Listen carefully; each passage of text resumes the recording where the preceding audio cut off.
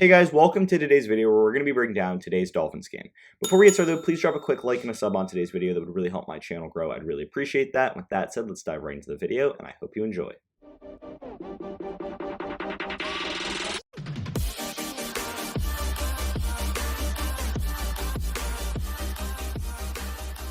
So pretty big win here from Miami Dolphins beating the New York Jets in a game that was a lot closer than it should have been, but it's nonetheless really big win for this Miami Dolphins team. And we're gonna just dive into this game and we're gonna just break it down.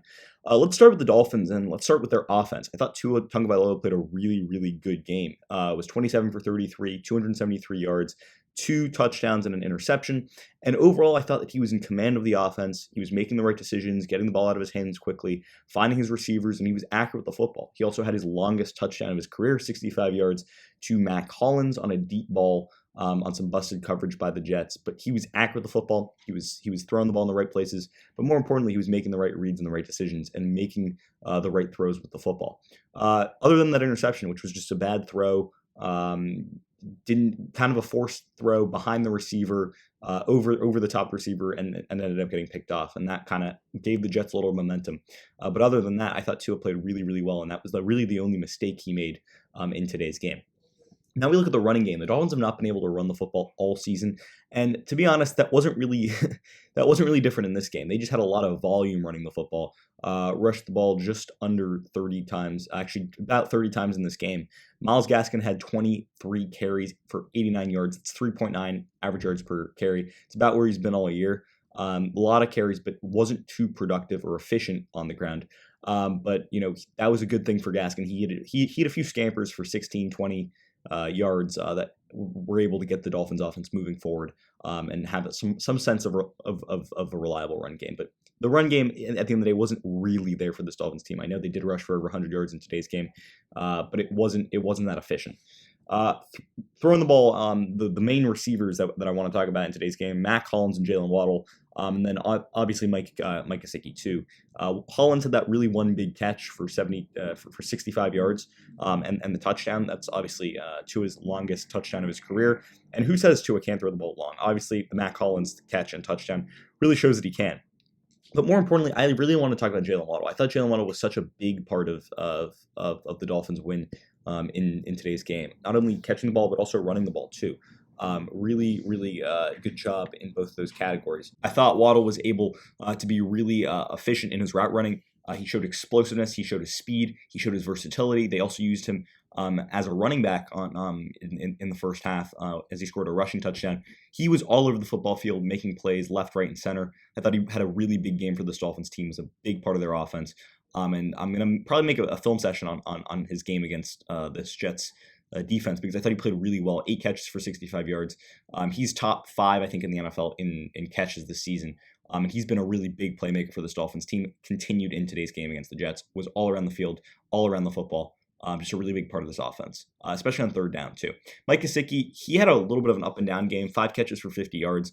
But he was there on third downs. He had a few big plays that he caught from Tua while Tua was rolling out. I thought when Tua was rolling out, Gesicki was pretty good. Gesicki did have 2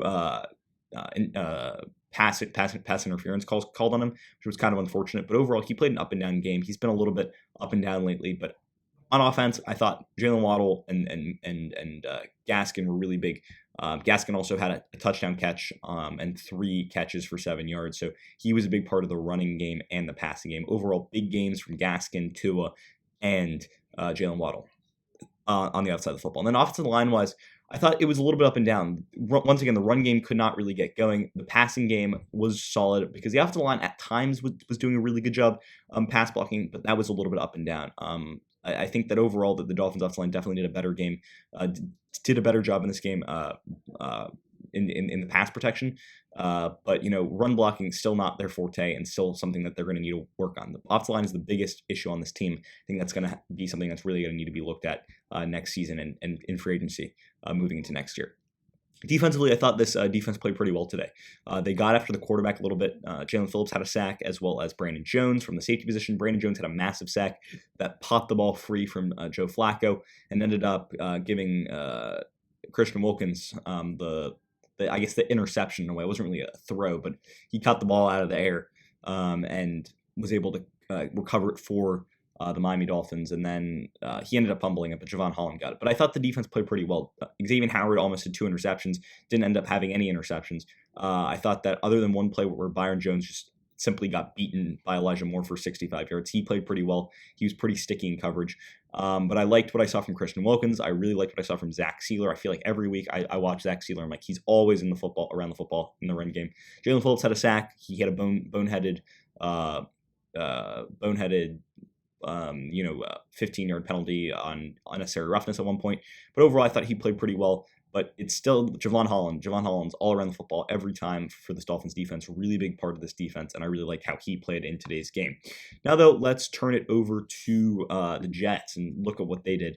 Joe Flacco, 24 for 39, 292 yards, and 2 touchdowns. Michael Carter was their main guy on the ground, 9 carries for 63 yards. I think the Dolphins defense just couldn't stop the run either. That was another thing that I didn't really highlight. They got after Flacco a little bit, but Flacco was able to make the right reads. And, you look at the stat line. I mean, that's a pretty solid game for Flacco. I thought he was locked in. I thought he was making the accurate throws, the right reads, and the right decisions.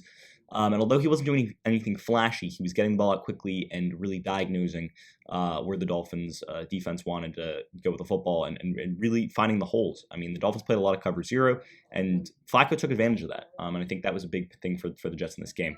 I think the main player that I really want to highlight for the Jets is, Elijah Moore. He had a fantastic game, 8 catches for 141 yards and a touchdown. Had a big 60 or so yard reception for a touchdown, just beating Byron Jones in a cover 0 look and just running all the way down for a touchdown. Outpaced Jevon Holland on that. And then Jamison Crowder had a nice game, a little bit under the radar, 6 catches for 45 yards and a touchdown in that first half. He was another big part of this offense. So it was really Elijah Moore through the air, but I thought Joe Flacco made the right decisions and made the right reads. Defensively, this team did a pretty good job stopping the run, but they just couldn't get off the field on third downs, especially third and shorts. They didn't really pressure Tua enough. And although Ashton Davis did have an interception, defensively they didn't play great. This was a Dolphins offense that was struggling all year, and it's continuing to struggle. And I think that they could have been a little bit better. I thought Quincy Williams played a pretty good game, 10 tackles and 3 assisted tackles. He's all around the football every time.